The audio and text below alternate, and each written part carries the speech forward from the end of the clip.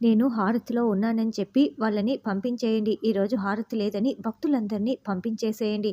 వాళ్ళు మాత్రం లోపలికి రాకూడదు అని మాతాజీ చెప్పడంతో, అలాగేనని ఆ ఇద్దరు సెక్యూరిటీ కూడా జేడీ దగ్గరికి వచ్చి, మాతాజీ హారతిలో ఉన్నారు. మీరు వెళ్ళటానికి వీల్లేదు అని అడ్డుపడుతూ ఉంటే, ఆవిడ ఎప్పుడు రమ్మంటే అప్పుడు రావటానికి మేమేమి ఆవిడ దర్శనం కోసమో, ఆవిడ ఆశీర్వాదం కోసమో రాలేదు. మిమ్మల్ని దాటుకొని వెళ్తామని వాళ్ళని కొట్టేసి లోపలికి వస్తారు. లోపలికి రాగానే ఇద్దరు ఆడవాళ్ళు, ఏంటి మీరు ఇలా వస్తున్నారు వెళ్ళండని అడ్డుపడుతూ ఉంటే, చూడండి అడ్డు తప్పుకుంటారా లేదా అంటూ వాళ్ళని కూడా తోసేసి జేడీకేడి ఇక ఆ మాతాజీ దగ్గరికి వస్తారు. మాతాజీని చూడగానే యాదమ్మ నువ్వా అని జేడీ చాలా షాకింగ్గా అడుగుతూ ఉంటుంది. గుళ్ళో భక్తుల ఫోన్లు కొట్టేసి చిల్లర దొంగతనాలు చేసే నువ్వు మాతాజీవి ఎలా అయిపోయావు అని కేదార్ నిలదీస్తూ ఉంటాడు. సంవత్సరం కిందట గుడి ఆభరణాల కేసులో మేమే కదా నిన్ను అరెస్ట్ చేసింది. 3 సంవత్సరాలు జైలు శిక్ష కూడా పడింది. ఇంతలోనే ఇంత సెటప్ ఎలా చేశావు, ఎలా బయటికి వచ్చావు అని ఇద్దరు నిలదీస్తూ ఉంటారు. మీరేం మాట్లాడుతున్నారో నాకు అర్థం కావటం లేదు. యాదమ్మ ఎవరు? నేను మాత దయామయిని అని ఆవిడ చెప్తుంది. చూడు, ఎవరినైనా మోసం చేస్తావేమో, నన్ను కాదు. స్టేషన్‌కి వెళ్తే నీ గతం మొత్తం కూడా నేను గుర్తుకు చేస్తాను రా అని జేడీ చెప్తుంటే, మీరు నాతో ఆడుకుంటున్నారు. నన్ను అరెస్ట్ చేసి తీసుకువెళ్తే అంత తేలిక అనుకుంటున్నారా అని ఆవిడ బెదిరిస్తూ ఉంటుంది. నువ్వు నన్ను బెదిరించలేవు కానీ రా ముందు అంటూ జేడీ లాక్కు వెళ్తూ ఉంటుంది. అప్పుడే హోమ్ మినిస్టర్ దగ్గర నుంచి ఫోన్ కాల్ వస్తుంది. చెప్పండి సార్, జై హింద్ అని జేడీ మాట్లాడుతూ ఉంటే, మాతా దయామయి ఆశ్రమంలో నువ్వేం చేస్తున్నావు జేడీ? ఈ కేసు ఎంత సెన్సిటివో నీకు అర్థం కావటం లేదా? అవన్నీ అరెస్ట్ చేసి తీసుకువెళ్తే ఆవిడ భక్తులు ఊరుకుంటారనుకుంటున్నావా? అసలు ఈ కేసుకి ఆవిడకి సంబంధం ఉందని ఆధారాలు చూపించి అవన్నీ అరెస్ట్ చేయి. ముందు అక్కడి నుంచి వెళ్ళిపోతారా లేదా అని వార్నింగ్ ఇస్తారు. మీకు ఇప్పటికైనా అర్థమైందా? హోమ్ మినిస్టర్ భార్య కూడా నా భక్తురాలే. మీరు నన్ను ఏమీ చేయలేరు. అయినా మీరనుకుంటున్న యాదమ్మని నేను కాదు అని ఆవిడ నవ్వుతూ సమాధానం చెప్పటంతో ఛీ అంటూ జేడీకేడి బయటికి వస్తారు. అసలు జైలు నుండి వచ్చిన యాదమ్మ ఇంత పెద్ద సామ్రాజ్యం ఇంత త్వరగా ఎలా నిర్మించుకుంది అర్థమే కావటం లేదు. ఇప్పుడు ఏ ఆధారాలు లేకుండా యాదమ్మని ఏమీ చేయలేమా దాత్రి అని కేదార్ అడగటంతో, ఇప్పుడు మనం ఖచ్చితంగా సాక్ష్యాలు సంపాదించాలి కేదార్. ఎక్కడో ఓ చోట చిన్న తప్పు జరిగి ఉంటుంది. దానిని మనం కనిపెట్టాలి. యాదమ్మ కంటే ముందుగా కనిపెట్టాలి అని చెప్తుంటే, అప్పుడే కిరణ్, రమ్య అక్కడికి వస్తారు. ఆ 3 డెడ్ బాడీ ఇంటికి వెళ్ళారా అని తాత్రి అడగటంతో, యాజ్ ఇట్ ఈజ్ ఈ 2 వాటిలాగే ఆ సూసైడ్ కూడా జరిగింది మేడం అని చెప్పటంతో, ఎస్, అసలు ఆ బంగారానికి ఈ యాదమ్మకి ఈ బంగారం ముసుగులో ఈవిడ చేస్తున్న బిజినెస్ ఏంటి అన్నీ మొత్తం కూడా మనం తెలుసుకోవాలి. ఇంతకుముందు గుళ్ళో బంగారం కొట్టేసే ఈవిడ ఈ బంగారంతో ఏదో బిజినెస్ చేస్తోంది. సరే, మనం అన్నీ కనిపెడతాము. ఆ బాడీస్‌ని పోస్ట్ మార్టంకి పంపించండి. ఎవిడెన్స్‌లన్నీ కూడా జాగ్రత్త చేసి పెట్టండి. తప్పించుకోవటానికి ఈ యాదమ్మ ఎవిడెన్స్‌లని ఏమైనా చేస్తుంది. మనం చాలా జాగ్రత్తగా ఈ కేస్‌ని డీల్ చేయాలి అని జేడీ చెప్తుంది.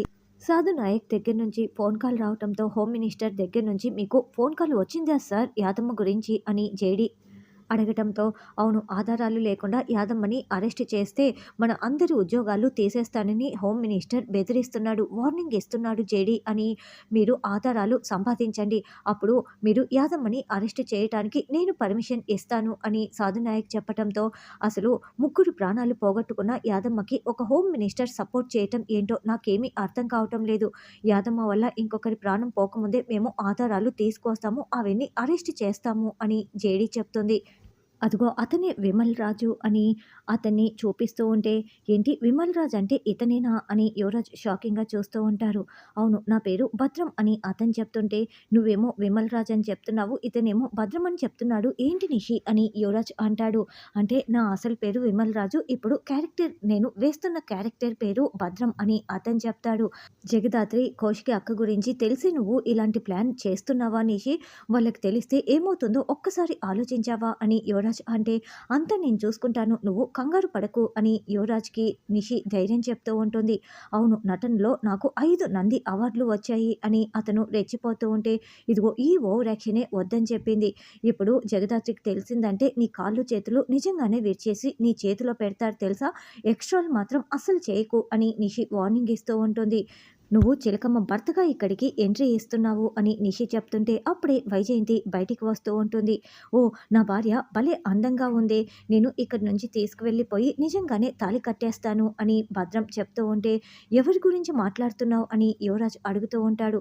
అదిగో అక్కడ వస్తోందే ఆవిడ గురించే అని భద్రం వైజయంతిని చూపిస్తూ ఉంటే, రేయ్, ఒళ్ళు దగ్గర పెట్టుకొని మాట్లాడరా, ఆవిడ మా అమ్మ, ఇంకోసారి తప్పుగా మాట్లాడావంటే నేనే నీ ప్రాణాలు తీసేస్తా అని అతని చెంప పగలగొట్టి యువరాజ్ వార్నింగ్ ఇస్తాడు.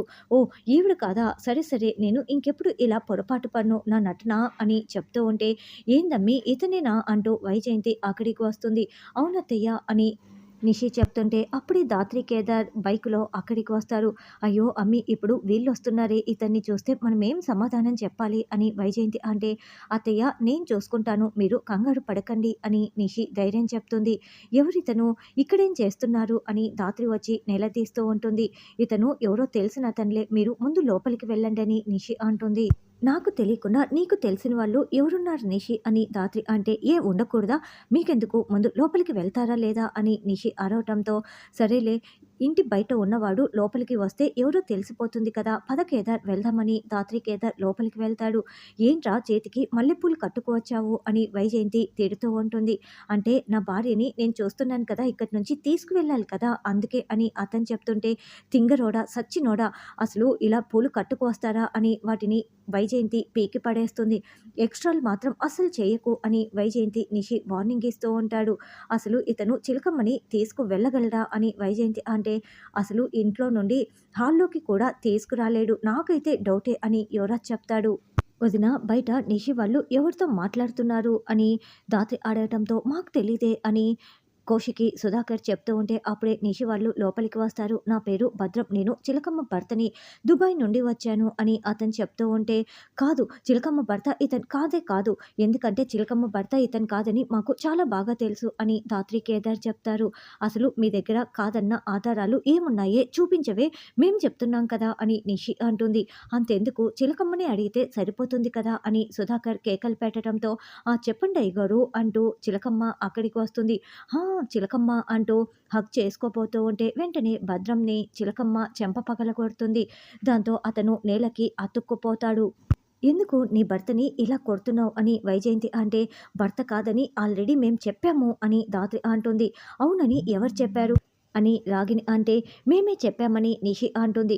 ఇతను నా భర్త కాదు అని చిలకమ్మ చెప్పబోతూ ఉంటే, కాదని చెప్పే ముందు నేను అడిగిన ప్రశ్నలకి సమాధానం చెప్పు అని నిషి అంటుంది.